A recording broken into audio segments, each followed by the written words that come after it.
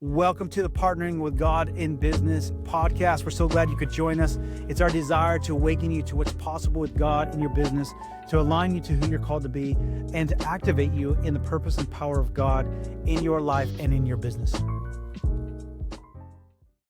Hello. I am so excited today. We have a good friend as well as somebody that we've worked together for, I think it's almost, is it 6 years almost? Something like that, at Yeah, it's least. 5 to 6 years over that. And Whitney is out in Colorado. She is an audiologist. She has been one of those individuals that I've watched and walked with through a journey of absolutely incredible breakthroughs, and yet some of the hardest situations to navigate as she's partnered with God, which is the reality of walking with God in life.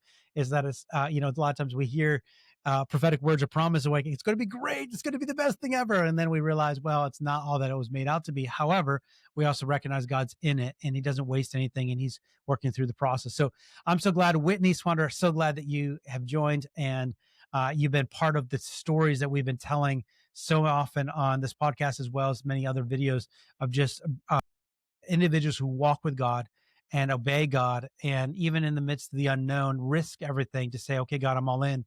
And out of that, the breakthroughs, the lives that have been changed, and as well as just demonstrating the nature of who God is. So, Whitney, thanks for joining. Thank you for having me. It's really fun to be able to share some of the testimonies and even the struggles that I've been through. Yeah, absolutely. So, could you just give us a little bit a recap of just who you are, what you do, and what is an audiologist? An audiologist is someone who tests hearing and treats hearing loss. And let me just start that over again. So I'll give you another chance of that. All right, none of that. Good. Hang on 1 second. An audiologist is someone who treats hearing Hang on, loss. hang on, Oh, hang on. sorry. I'm just writing it down. I'm just looking at the time. What's the time here? I just got to write down what the edit is. Okay, sorry. An audiologist is someone who tests hearing and treats both hearing loss and tinnitus, helps people protect hearing, also sometimes works with balance disorders. So I get Awesome. to help And people hear better for a living.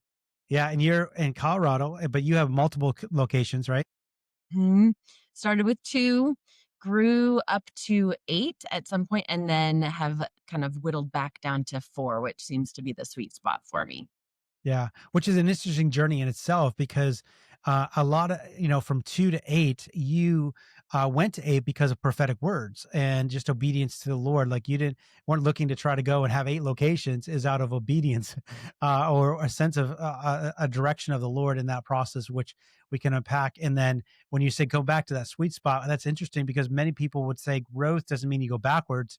It means you're supposed to grow it bigger, but with walking with God, it's not about the bigness in a natural. It's really about obedience and where there's a good rhythm. Just unpack that just for a second for me, because tell me a little bit about the story of why you grew to the 8 and then coming back down to the 4. Yeah, it's an interesting story. I never had the desire to be a business owner at all. That just wasn't on my radar. But I had the opportunity to buy the practice that I had been working in for 8 years. And then opportunities just started falling in my lap.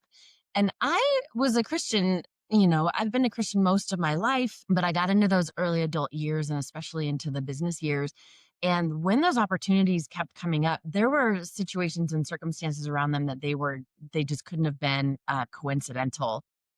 So it took me a number of years to realize that the number of coincidences was too much. And it was God's hand that was like dropping these opportunities in my lap. And I felt like He was just bringing those opportunities. I didn't necessarily know why, but I felt like with everyone, it was just a step of obedience. So I got up to that many. And then at some point, things just kind of started to change.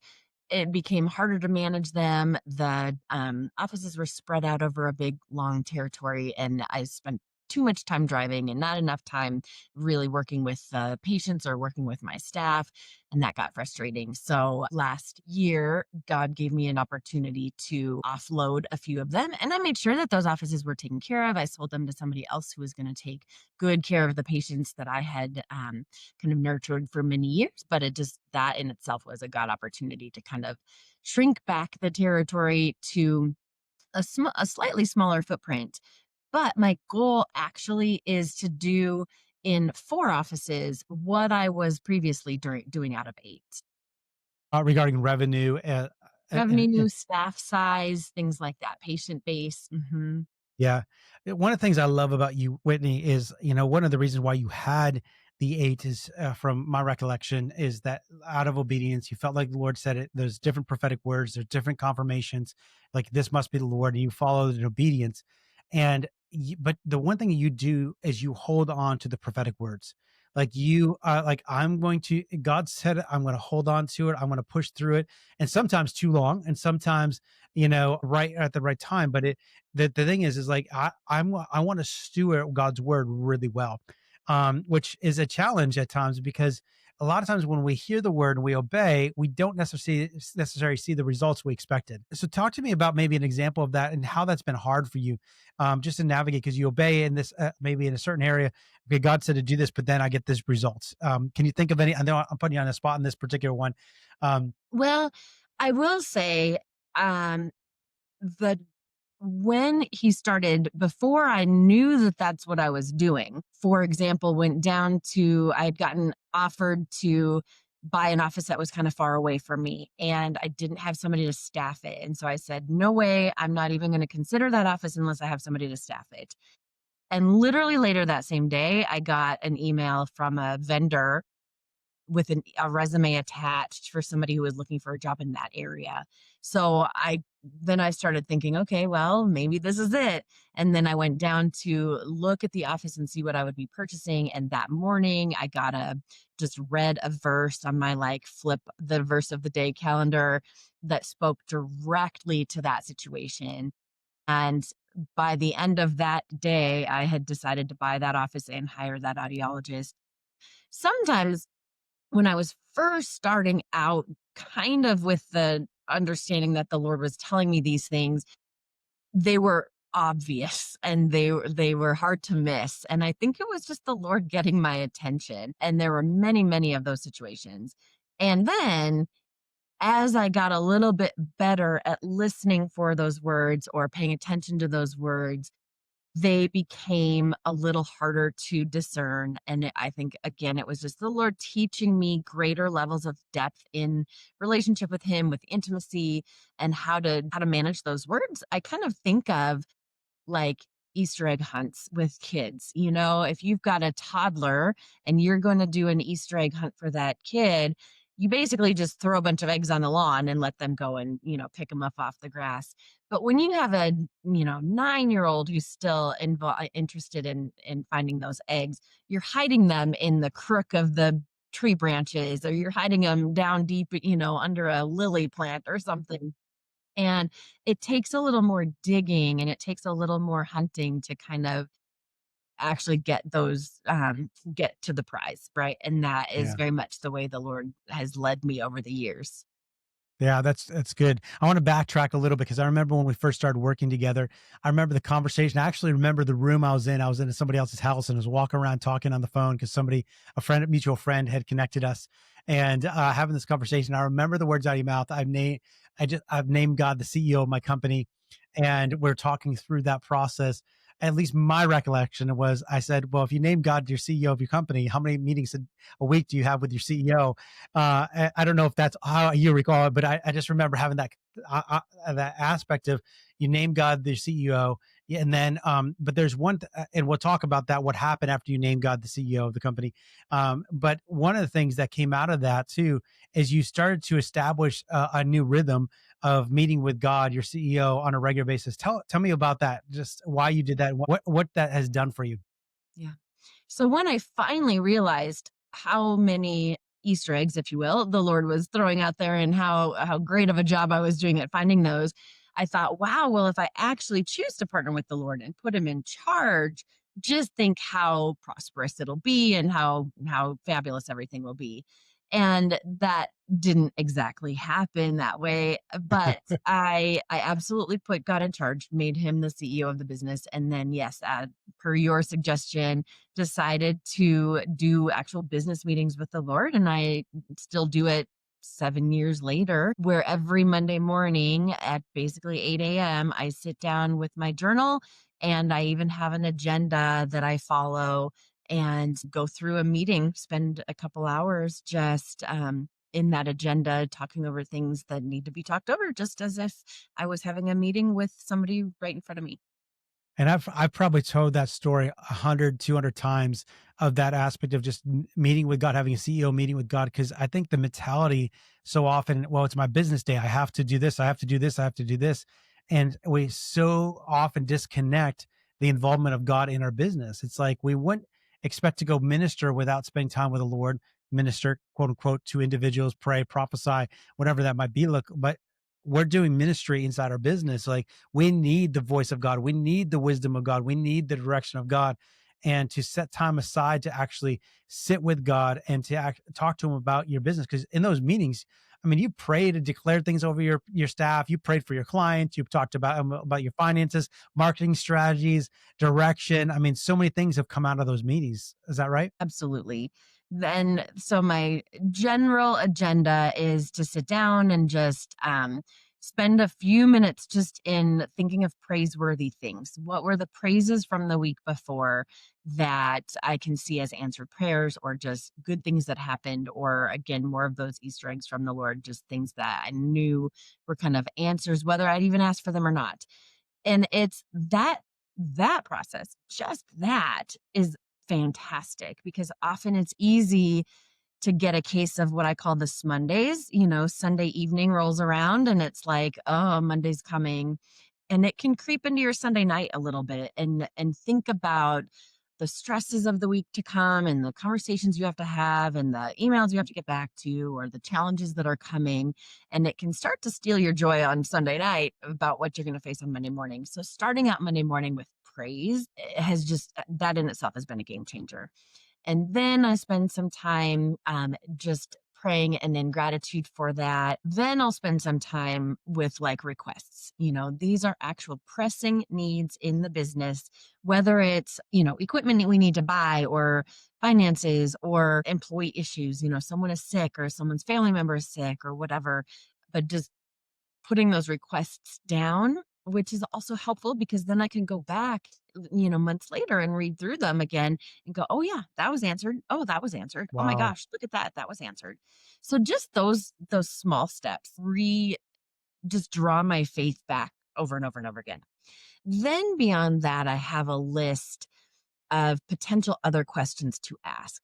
And that might be, Lord, what's the next season? What are goals you want us to set? Or what are priorities you want me to focus on? Or, how are you seeing me as a leader in this? Or who do you want to be to me in this next season of whatever we're facing? And there's just a lot of kind of open-ended questions that I just will read through them and see what fits for that day, and then kind of ask those questions and really wait for the Lord to kind of download what he's feeling, and it's turned more into discussion. When I first started these journalings, it was, I would write a question, I would hope to hear an answer. And then at one point, I kind of, through a sort of prophetic word, heard that the Lord wanted to switch from kind of me asking and him telling to us sharing. And the analogy was like, if this is a family business and your dad is bringing you into the business, for the first couple of years he has you with him, you're mostly just watching him run the show, and you're shadowing, you're watching, you're asking questions that he's answering. And at some point along the way, he's going to start saying, "Now I want to know what you would do in this situation. Now I want to know your strategy for this." And that's a little bit of how it's shifted throughout the years. Wow. The amazing thing is that the consistency that you've done that has astounded me, because some people get a rhythm for a little bit and then they stop, but it's become a lifestyle for you. And I say that because there's been some really hard meetings where you're sitting there and hear nothing. And I want to emphasize that only because there's so many people, they hear that what you just said, you sit there and wait for the download and be like, okay, here am I. Well, I guess I'm not Whitney, so I guess it's not the right thing. But there's been many times where you just sat there in frustration, because nothing comes. You don't have clarity, you don't have answers, you hear nothing. Is that, talk to me a Oh, little bit about that process? and that's probably more realistic. Like, it's easy for me to say I just sit and wait for the downloads, but it's that's been an ongoing challenge. And it's kind of the way that I have framed those meetings, right? I've framed them in a way of like, I want to hear an answer, and that actually, that isn't always the way that I hear from the Lord. That in itself has been challenging, but I do continue to do it, and it does feel like a muscle that does get better. If I'm really not hearing in words, I will ask for a picture, or I will ask a different question. I'll do something to try to get my subconscious out of the way. Because if my conscious mind is trying to think of what the answer would be, I often get hung up in that. So instead of saying, Lord, tell me how you think of me, or tell me how you think about this situation, I will say, Lord, give me a picture of this, of this Good. situation. And often it'll be a picture of something that I would never imagine on my own.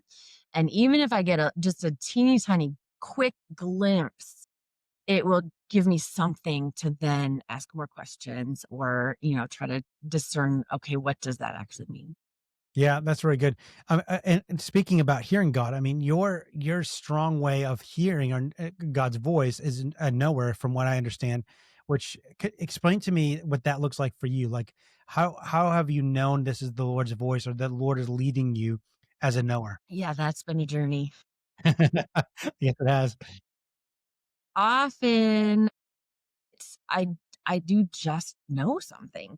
Like I have clarity about an answer to a question that, even maybe the day before I didn't know the answer, and then all of a sudden the answer kind of just comes, and I realize, oh, that was the download, right? That and it's that the hardest part about it is it has been a challenge discerning if that's the Lord, because it just feels like my thought. And Yeah, I could get really prideful in thinking how smart I am sometimes with just thoughts that I have. And I realize, yesterday, I did not know that, and today it just came to me. So, that was probably the Lord giving me that hint. Often looks like intuition, just kind of having that know that it looks like or feels like a gut feeling. Like it's just, I can just feel it. I can't explain it. I just know. I just feel it in my gut. It also can look like spontaneity. And when I've made decisions, for example, with the office that I bought where I had the opportunity to hire the audiologist, it came together so much that I just knew that I knew that I was supposed to go forward, and then I don't really necessarily, wise or unwise, think of the consequences. I just follow the prompting you and do. figure if Lord's leading me into it, he'll lead me through it, whatever that is. You do, yeah, which I love that bold risk and faith that you have. I mean, that's one of the things that nobody could deny in regards to your life is like, if you hear, you know it. It's that knowing, like, I know it. I'm supposed to do it. I'm going to do it. And and in some ways, you've learned a lot in that process too, by not, what do I say? You're asking more questions now than you used to ask questions too. Okay, I know this is right, but God, can you show me more about this? Can you show me what about this? And because sometimes we can disengage in that, there's different levels of walking with God. Like it's this kind of the surface. Okay, God's going to take care of it. I'm just going to go. And then that you, as you grow, I think the invitation is this lifestyle of engagement. Okay, but God, what about this then? Okay, what do you want to say about this? Okay, and even apprehension from past experiences, but also to say I feel like Lord's inviting us into this conversation with him versus just do one thing and run. But how do I stay connected to the process? Because we don't, it says we know in part and we prophesy in part, we get pieces to it. We don't get the whole picture. And so it's walking that out. And so I think that's a great description of what you said, that how it feels, what it looks like. And but you also have had a great faith and trust in the Lord in the midst of the obedience and taking some big risk in that process. I Yeah, wanna look at oh, oh, go go ahead. ahead. No, please. The first couple offices that I acquired, they literally fell in my lap, and it was a little bit of that. Instead of ready, aim, fire, it was ready, fire, aim. Like, I just, pull the trigger, and then I figured out what to do with it.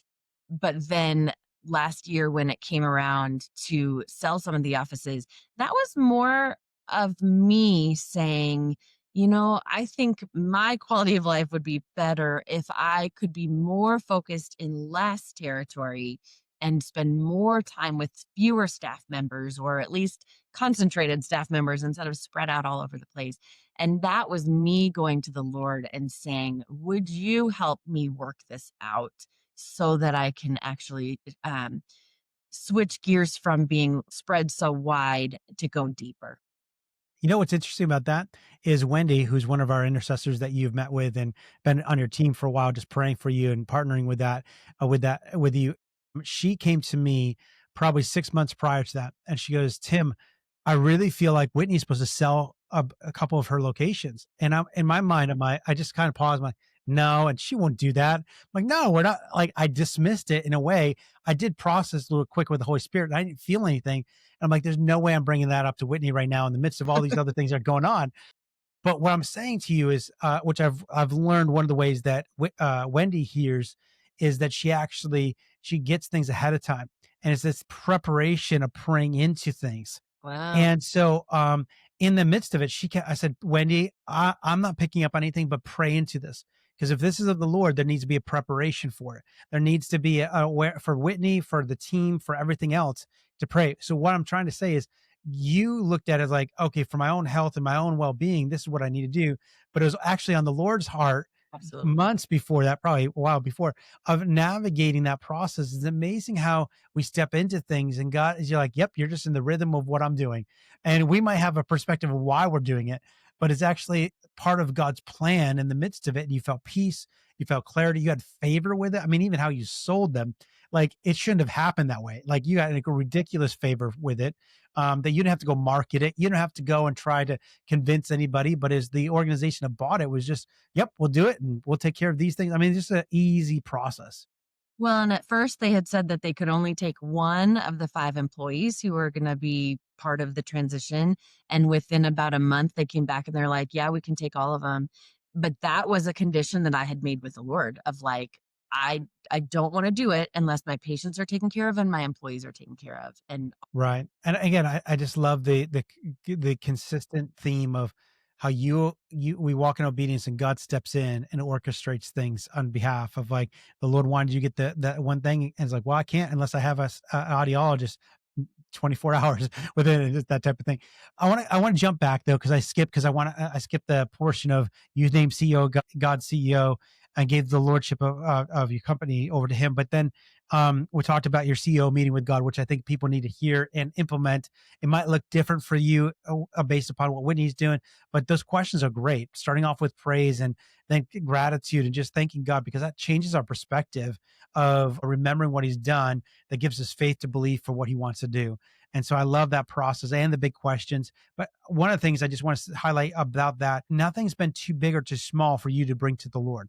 Like you just said, if somebody's sick, or if it's the next 5 year strategy, or it's a marketing campaign, or it's an opportunity with a patient, like you bring that before the Lord. You talk to him, you have conversations, and sometimes you answer, sometimes you don't. You're just dialoguing with him in that process. So I just want to emphasize nothing's too big or small as you're talking to God about your business. Because again, we separate those things sometimes about personal life and business. And I just love how you've integrated that so well.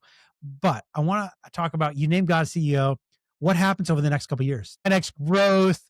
I mean, the best opportunities, open doors wide open, favor increase. Like, what did you experience over the next couple of years? long story short, it was an entire deconstruction process. And the first year, he deconstructed my staffing, and I had never had that problem ever before in my life.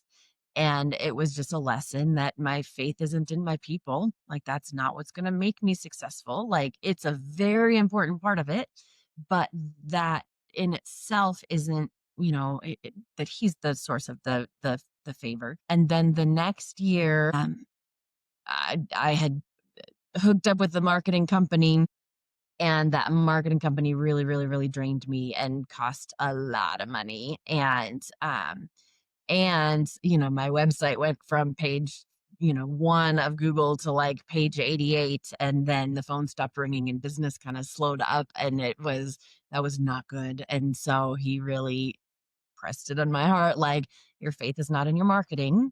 And then the next year, because business had dried up because the marketing was so bad, what also dried up were my bank accounts. And that year, my bank accounts really dried up, and I had to really wrestle through some financial struggles of trusting that the Lord was the provider and that I was not in charge of my own provision. And then what happened at the end of that season was, I got a big fat deposit, like automatic deposit from a contract I had signed 5 years prior that showed up right as I was absolutely out of money. Like, did not have enough money for one more round of payroll. And this big deposit gets dropped in my account that I had completely and totally forgotten was even coming to me. But it broke through the financial just fears that I had and the fears about provision. And this was just pre-COVID, but because I broke through that, then when COVID came about a year later, I did not have the financial fears that unfortunately a lot of other people had because I had already kind of walked through that fire, Yeah. and the Lord has been faithful ever since. So I don't want to go too far too quick. I want to go Yeah. back. I mean, that what you just said, I mean, most people are like, okay, I give it to God. And people have experienced the opposite where they give something to the Lord and then things prosper, which is beautiful.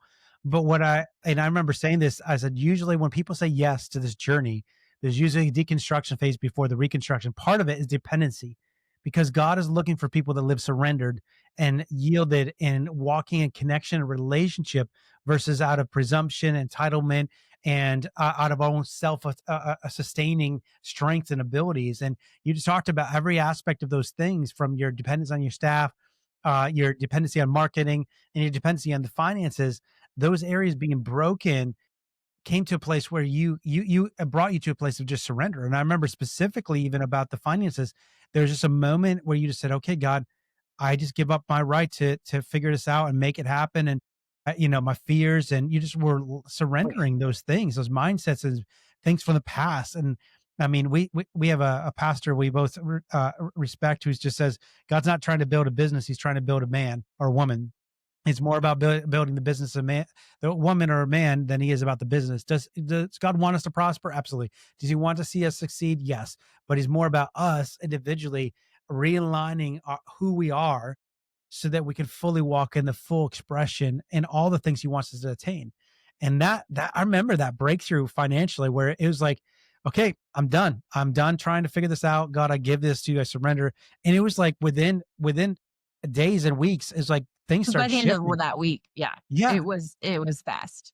it was quick. I couldn't believe it. I'm like, man, I wish that happened all the time. But here's the thing you just said. I felt so much life on, and just the anointing on when you said that phrase about my dependency was on, was it shifted to be dependent upon God. I'm not there to make the money. I'm not. It's not my job to provide. It's His. And I feel like so many people in that place where they're just held up, and they're like, okay, I know I'm without God. I trust you, but I got to figure out if I do this, if I do this, if I do this. And there's an invitation to what you're just talking about, this surrender. And and out of that place, I mean, I was even convicted about an area, and I felt as soon as you talked, I felt something go into my heart.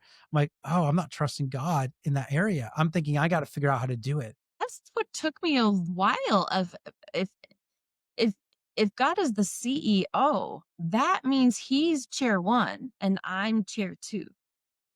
So anything that I take on myself that's a chair 1 problem is I'm stepping into a role that's not mine.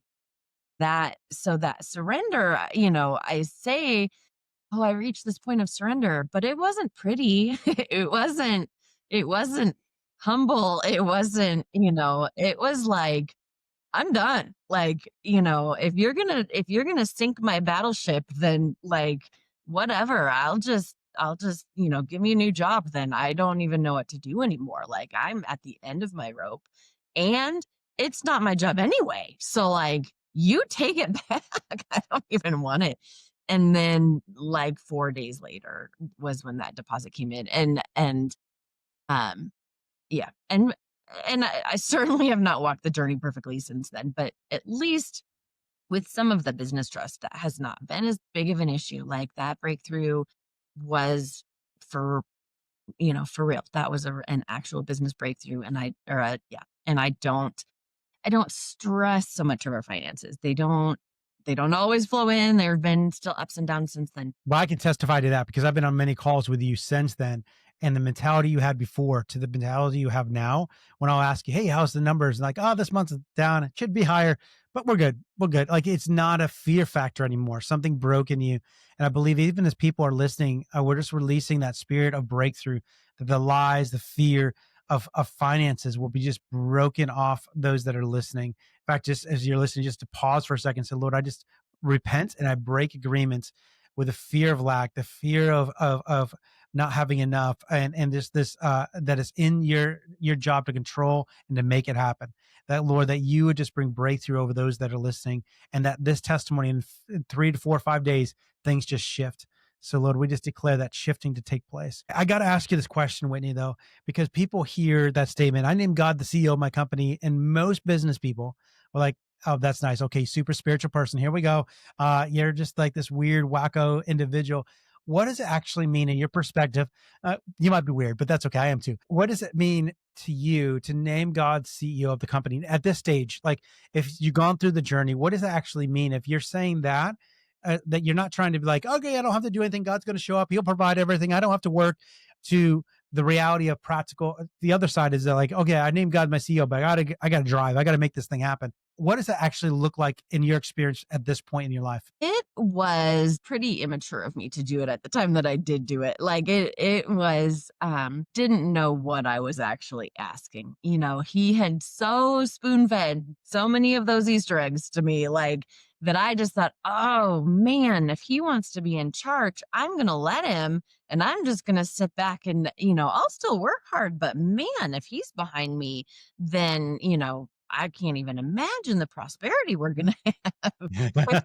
Oh man, that was just short-sighted. And so along the way, that's why I think that that process of deconstruction was almost 3 years. And it was long, and there've been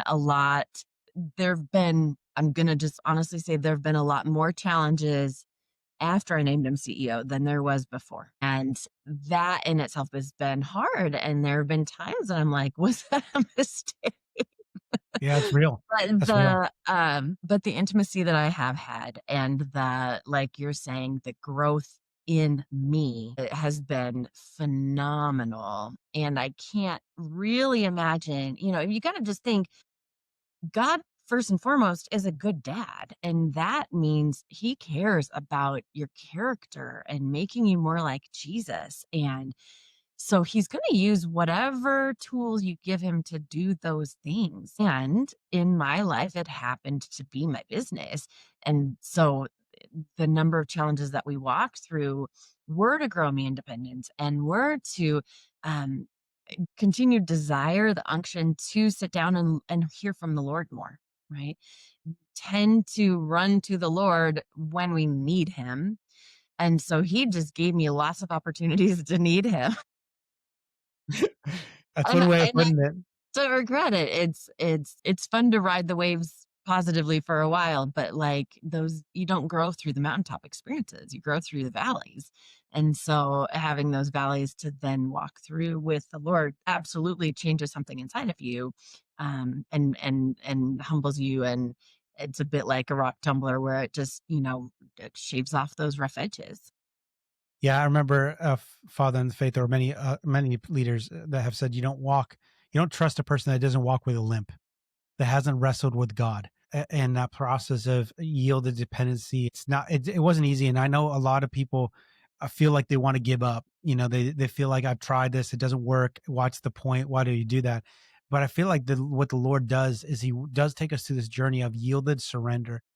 And out of that place, he then begins to reconstruct and build things back up to begin to walk with him. So your CEO meeting with God before was, okay, let me just hear. Now it's this relational conversation and dialogue of co-creating with him, and you bringing things, even selling the other offices. Like, okay, I want to do this. How do we do this? I want this, and this is a conversation versus like I have to just listen and obey. I have to be a soldier. I'm a friend of God in that process that you've walked it out. But the beautiful thing about in the business, I want to jump ahead, is after those years, I mean, things begin to shift. That breakthrough of finances began to set up a different changed. There's some things that were still hard, but there's a lot of things that begin to change. Specifically, I remember, I think it was in 2019. We're talking earlier about you getting a marketing strategy from the Lord. Just about in the beginning of the year, you're asking the Lord for a marketing strategy, and talk to me about that if you remember that process. In a lot of small businesses and specifically in practices similar to mine, there's just kind of a rule of thumb, train of thought, excuse me, um, spending somewhere between like 12 to 15% of your revenue on marketing. And that's just accepted practice. Some places, do even more than that. One of the things that I had brought up with the Lord, I can't even remember how it came up, but I just felt really impressed upon not to create my marketing budget based on a percentage of revenue. But he basically said, I want you to spend this flat amount and that's your budget. So I did that and it wasn't very much, but it just was one flat amount. And we did that for the course of a year. Well, we had a really strong revenue year.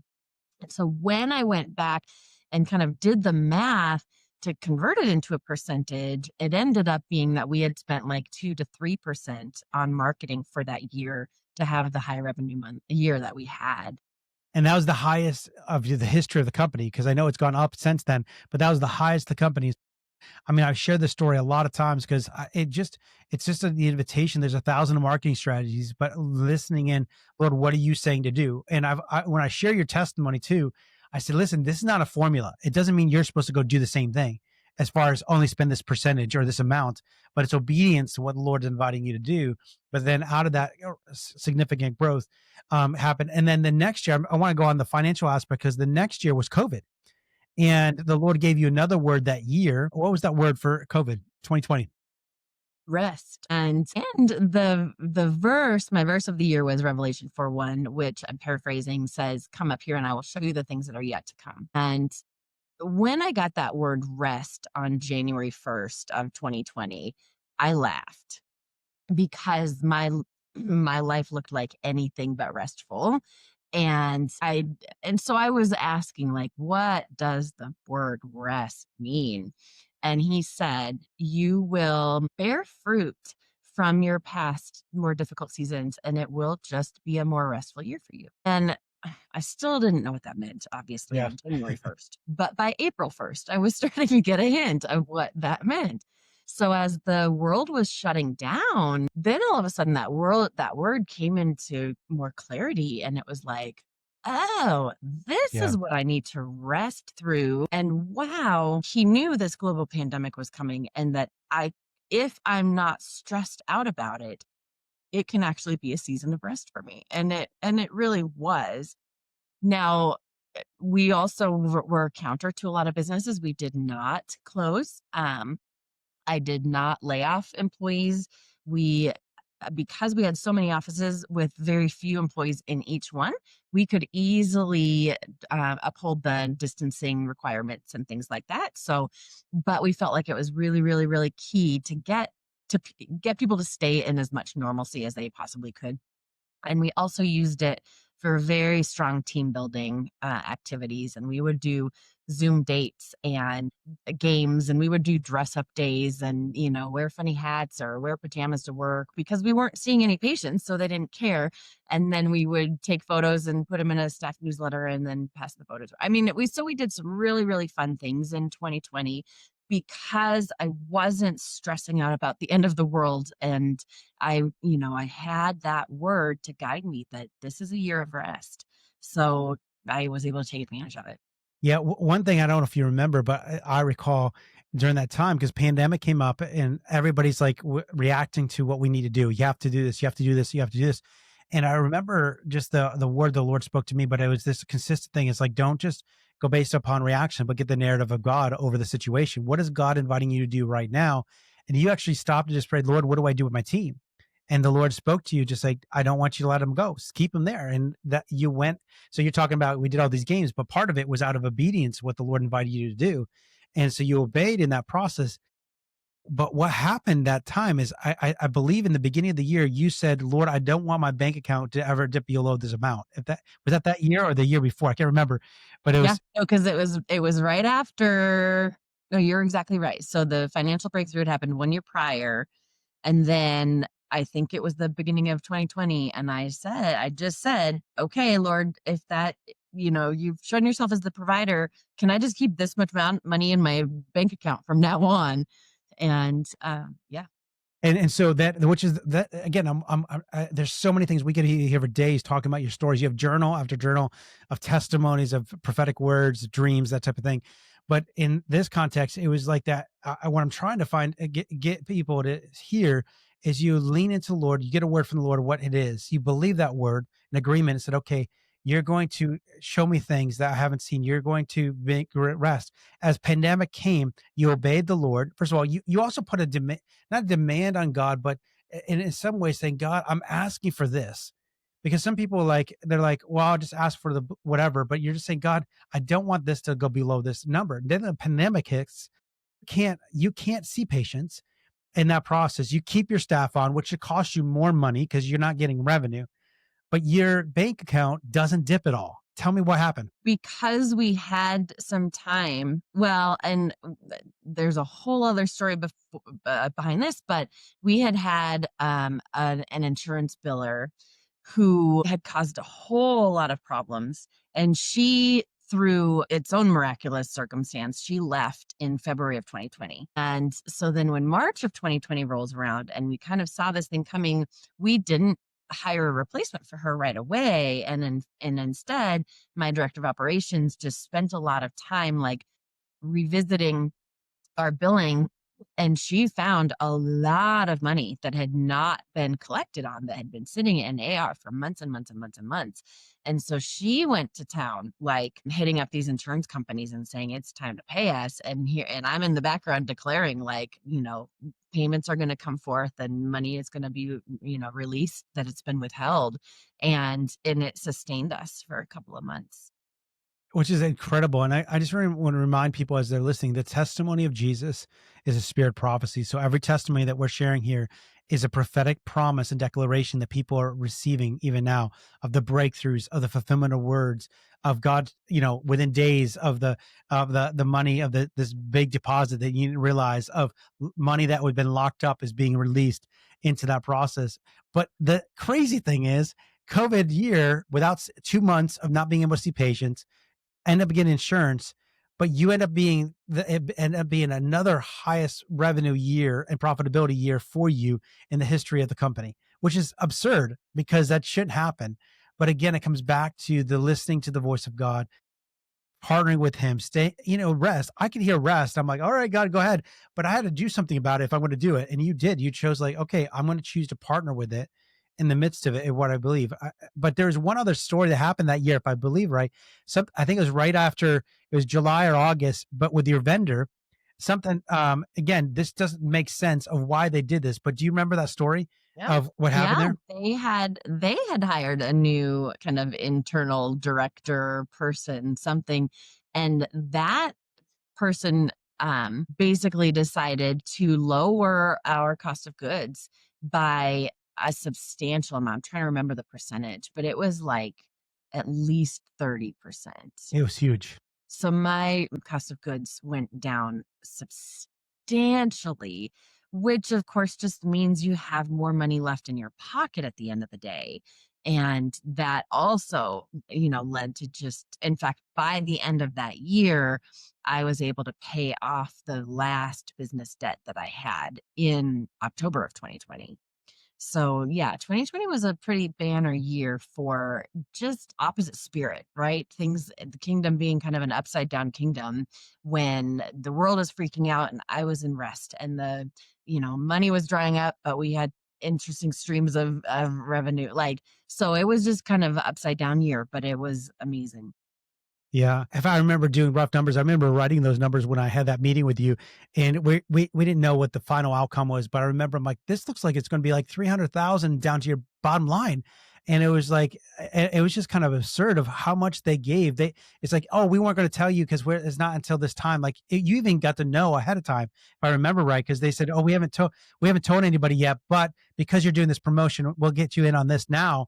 And it ended up being like so much to your bottom line, that again, it brought such a highest revenue year again beyond the one that you had previously. So it's just like one year after the other, the Lord just continued to do. And again, we could be on here over and over. And one other story I just want to do, because I feel like there's something that's a grace in your life is dreams, and how God gives you dreams of direction, strategy in the midst of that. And the one that I was just thinking about is this program that this company you're working with, that was there to take care of your patients, like patient care, and you had spent, a lot of man hours, a lot of your staff, a lot of hours, a big investment. I think it was around $10,000 or something, maybe more. Um, uh, Like a month. uh, Yeah, it was expensive. 10,000 a month. That's what it was. That's right. 10,000 a month. So it was really expensive that you had poured into this whole program to help take care of your patients, because you knew this was something you're supposed to do. The Lord spoke to you, but then you had a dream. So talk to me about that whole process. It was, again, a number of years back, and so there now I think it's much easier, but at the time, I really was interested in the concept of automatic nurture, right, and automatic emails and automatic mail things, and that didn't take manual efforts to put forth. And so this company did that and promised a lot of things about, these automated systems and how smoothly everything was gonna work.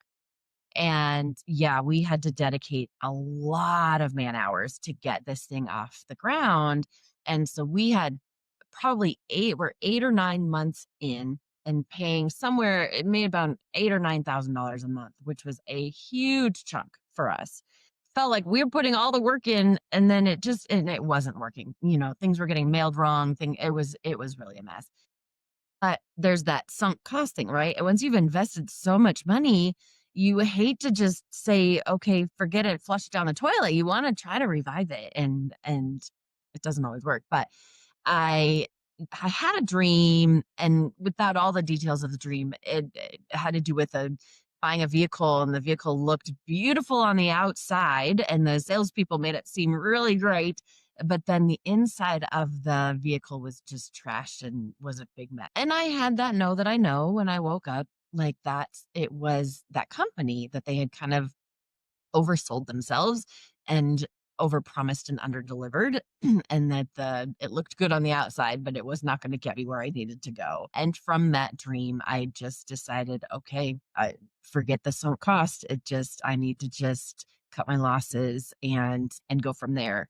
And and so that was the year prior to that, some of the marketing stuff, where then the next year is where he challenged me to the budget, and it ended up only spending 2% of my revenue on marketing. So it was Wow. basically, he was kind of showing off by saying, like, you don't need those guys. If I want to blow favor on your business, I will give you. Wow, and that story was profound because, again, so many times we get caught up in the momentum of what we already are doing, that it's too risky, too hard to let go. Which is like we've got our fingers into it. We like feel like, if I do, what about this? I remember a story real quick, of another business owner. They're making a $500,000 investment to a company, a franchise, and I'm having dinner with them, and they say, to tell me all about it. And as they tell me, I hear the Lord say, they're not supposed to do this.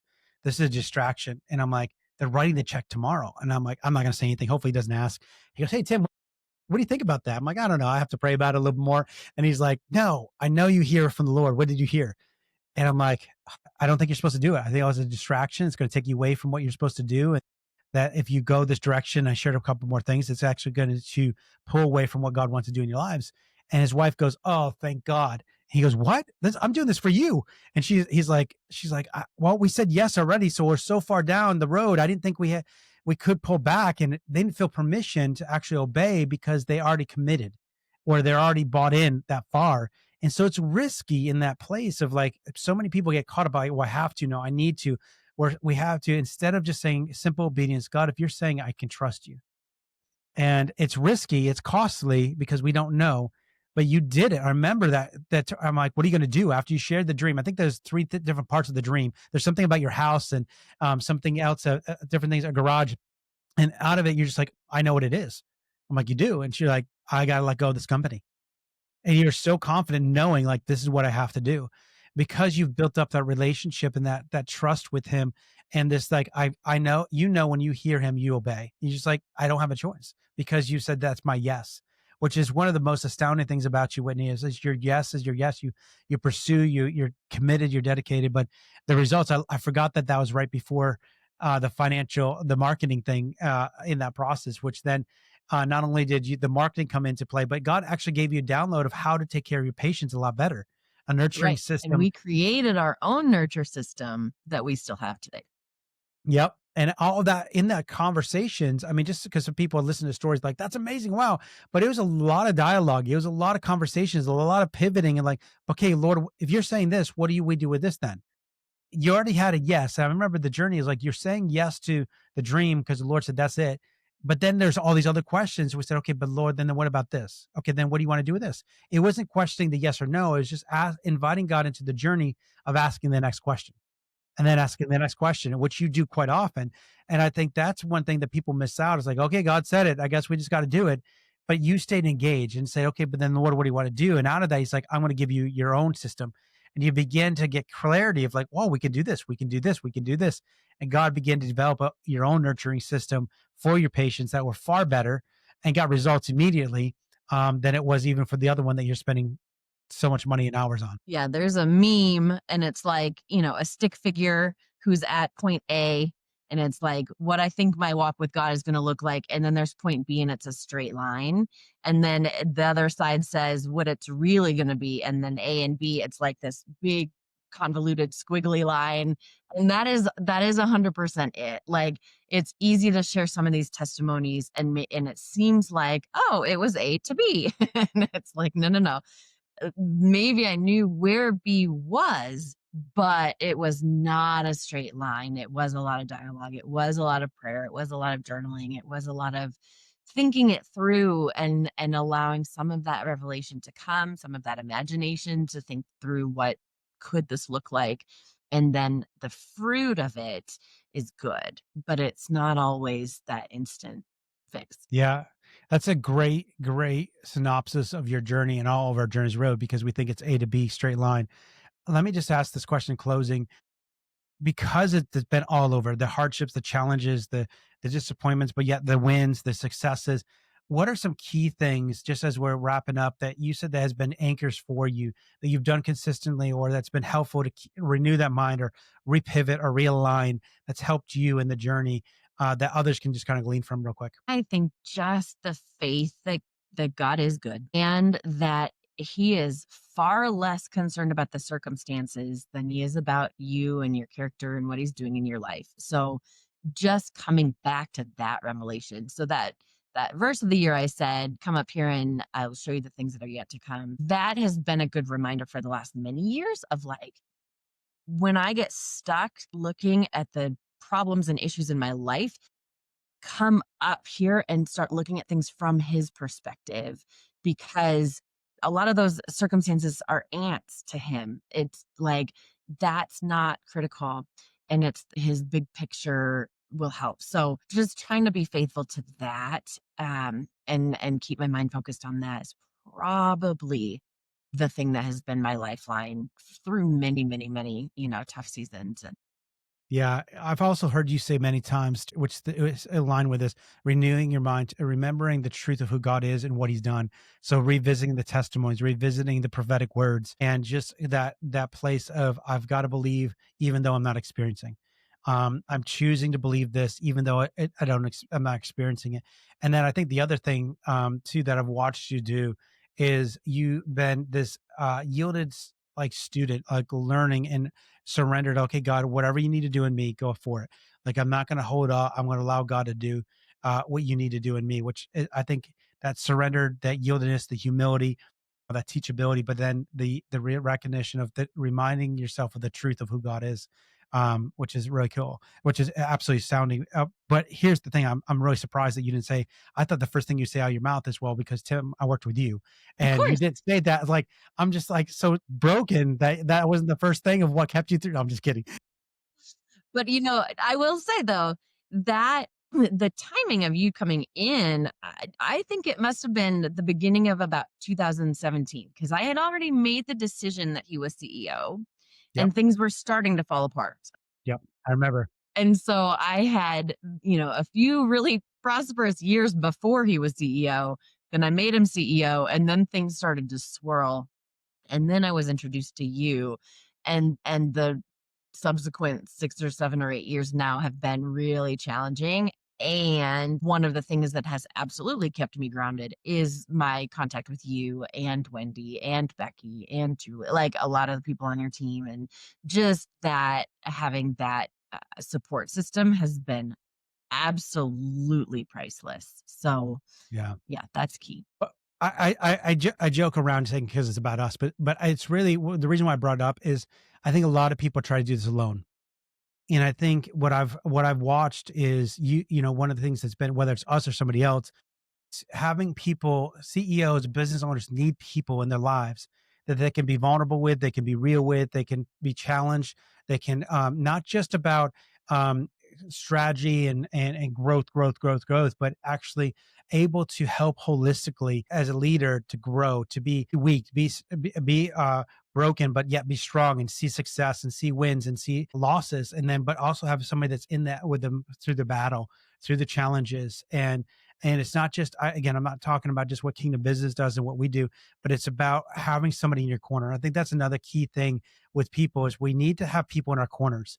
We need to have people that believe in us, that champion us, to remind us of that truth, and bring us back to, oh, that's right, that's what God did. That's right. That's truth. That's right. I do need to believe those things because I need it. I know you need it. And I think that's another key element that many people dismiss because of like, if I can get this, then I'll be good.